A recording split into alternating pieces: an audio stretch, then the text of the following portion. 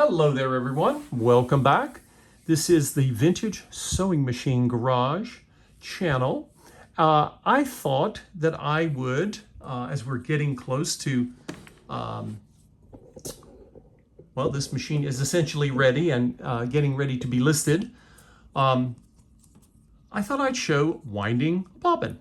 Now, as I had to demonstrate in an earlier video of how to figure out the stitch cams, right? The ones behind there, there's the zigzag cam and we have decorative stitches. Sometimes without a manual, you have to kind of experiment, okay? And there's a way to do it without causing harm. I've been demonstrating that hopefully in some of the recent videos on this machine. But of course, winding a bobbin is a pretty big deal. Now, many of you, I shouldn't say many of you, some of you, who are sewers, some of you will have your own bobbin winders. They sell them, right? So you don't have to disengage your machine to wind a bobbin. But in case you don't, we're gonna do it the way the sewing machine maker meant for it to be.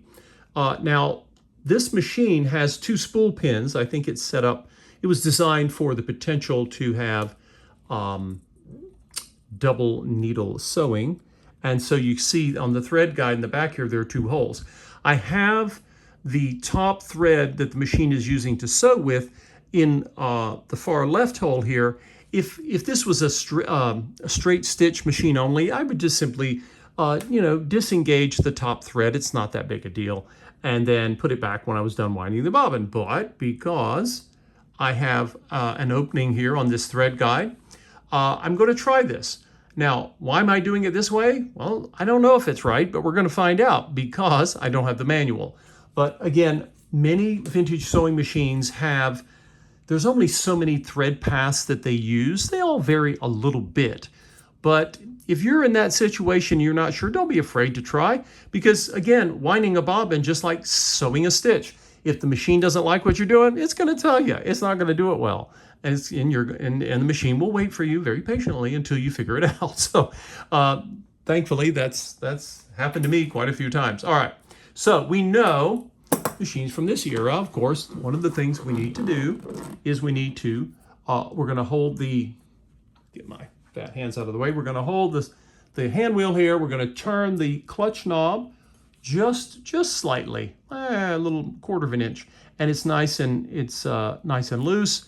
And sometimes you'll see I was turning the hand wheel and it has disengaged the drive shaft that drives the needle. Now I saw my take-up arm wiggle. It's not a perfect device, right? It's the most analog thing you'll ever see, but it's wonderful, it's strong, robust, and it just works.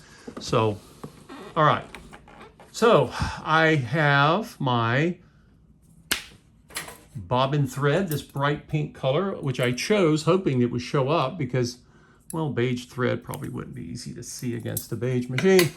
All right, so we're gonna come over. This is a class 15 machine. Now, over here is the bobbin winder.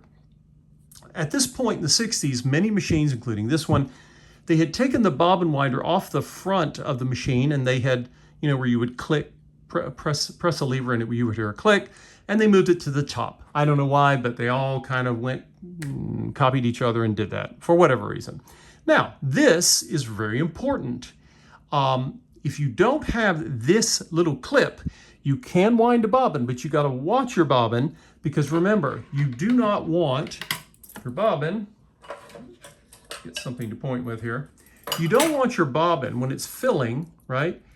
Here's the outer edge, the rim of your bobbin. You don't want the thread to keep loading and then it starts to look like a balloon and it swells out because it will not work with your bobbin case. Your machine will be very unhappy. So what you want to do is you want to get your bobbin loaded, but you want to stop just before the edge of the rim here, and you'll have plenty of thread, don't worry. What this little piece is essentially a guide that helps you set so that when this bobbin is filling, this piece will push against it and it will make it stop, in theory. That's what it was designed to do, okay? So if we look, and this particular one is adjustable. In fact, you can see there's a Phillips head screw. That's why I'm saying this is not early 60s, because I don't really see Phillips head screws begin to appear until the late 60s or so, and you start to see them more and more, at least on sewing machines. I can't speak for other consumer products. Now, you might look at this and say, hey, this, oh, by the way, this is adjustable. That's why that screw is there. If I loosen the screw, that Phillips, this little, there's like a slot, and it will slide. You can adjust this. You can adjust it to make less thread on the bobbin or more. Now, again, if this is missing, you don't have, or your machine just didn't include one, don't worry, because again, you just need to watch your bobbin, and when it gets close to full, just stop. Just take your foot off the speed control or the knee control. Now, this one you might look at and say, hey, that's not going to work. How's that going to work? Because it's way out here and it's not close enough to the edge of the bobbin. We're going to have a bobbin swollen with too much thread.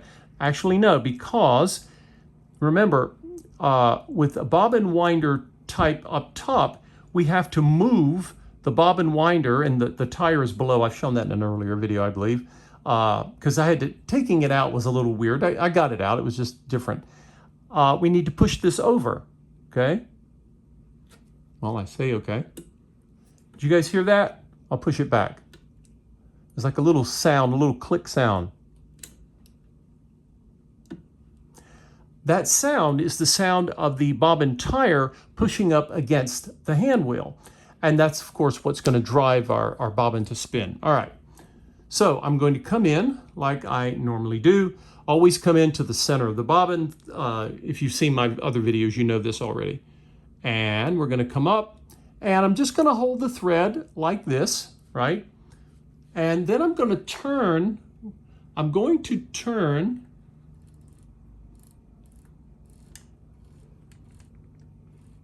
Now the thread tail is hanging out here, but I'm going to lower this down for you guys, and it'll make more sense as to what's happening here. But what is happening is I'm basically just getting a starter, getting the thread started just a few revolutions around the bobbin, and that just means I'm less likely to get tangled. I'm cutting the thread tail there off, so we don't tangle that, and just to get things going. And now I will find my foot pedal here, and we'll see how it does. Oh, nice. And you can see the thread moving up and down as it likes to do.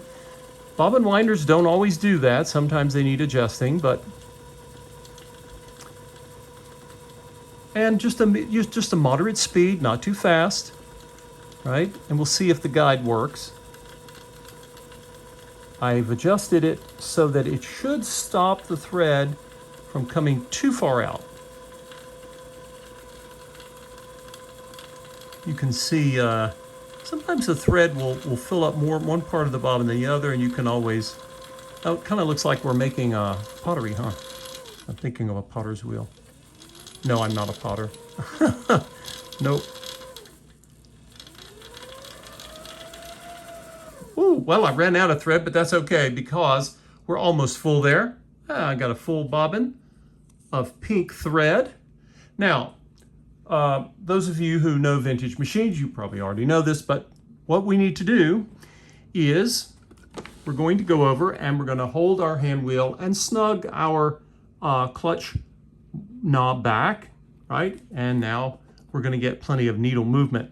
Now, don't forget, remember, there's no computer here, no codes, no beeping, no alarms, no flashing lights to tell you to do something. If we are ready to sew, in fact, if you watch, you can see over here, you will notice that our needle is ready to move. And you can sew with it like this. However, you're going to be sewing with less power. Why? Because your machine is really not meant to drive the bobbin winder and the needle at the same time.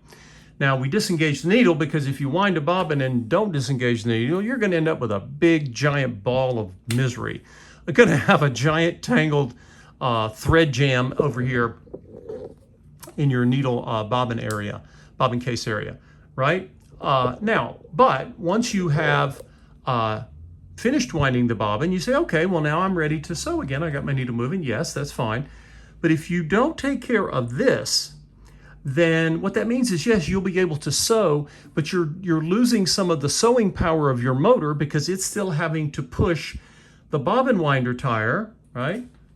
I can see if I have a piece of fabric here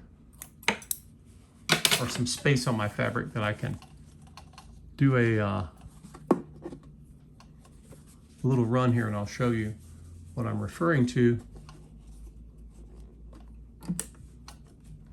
So watch when I start to sew, and you'll see the needle, but also look at the bobbin winding spindle, right?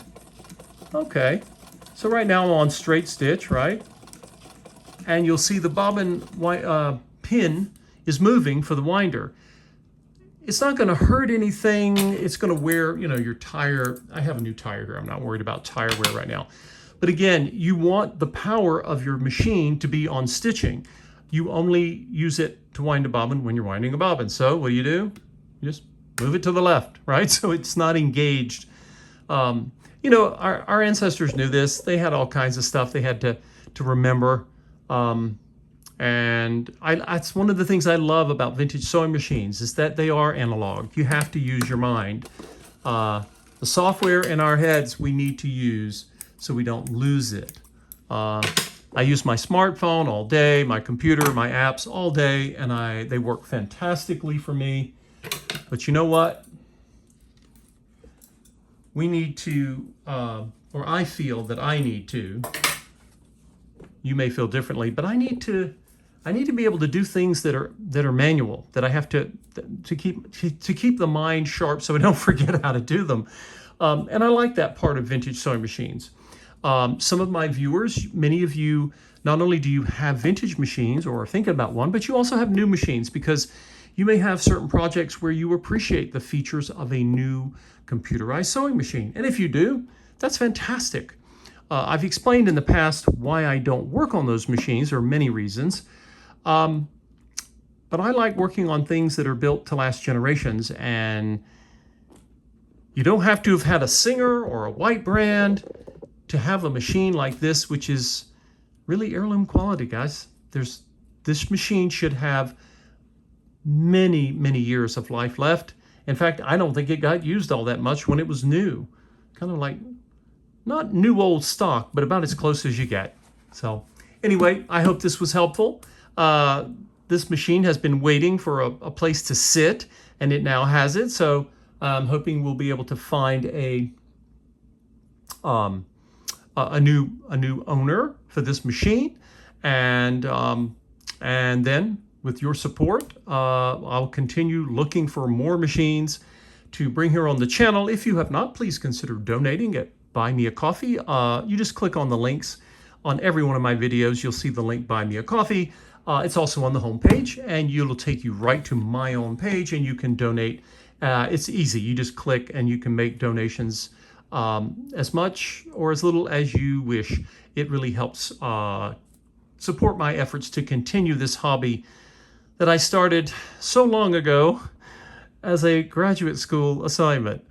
Had no idea at the time that I would be here now, more than 11 years later, still restoring these incredible machines. And I'm grateful for all of you, and those of you who have visited the channel or joined the channel or donated to the channel, or just people who come here. I really appreciate your support. And it's great knowing that all of you are out there and that you love these machines as much as I do. Take care, everyone.